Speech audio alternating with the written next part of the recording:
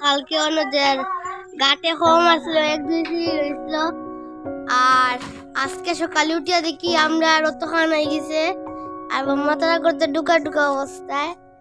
আর এদিকে তো আমরা ঢুকছে না এখনো। আর এই দেখো আমার দিদি ভাইয়া ব্লগ করে। আমরা বহুত অবস্থা পুরো খারাপ হয়ে গেছে। আমরা কালকে সকালবেলা রাস্তার মধ্যে অল্প অল্প জল আসলো, কিন্তু এখন এমন অবস্থা হয়েছে যে মানে আমরা দিকে বাইন্দা উঠার মতন অবস্থা। আমরা উঠানো নৌকা চলে, তোমরা বুঝরাই তো কতটুকু জল আছে। আমরা রাস্তা সমর্য লইব তো এ দেখা এর ব্লগ কিতা কিতা ওর না ওর। ওই তো তাই যে কইছে নৌকা। বৌমা কিচ্ছু খাও। আমি তো কইও দিছি। আমি তো গাইস জলে নামতে পারতাম না। আমি পরে যখন নৌকা তুমলু গাইস তখন আমি দেখাইমু।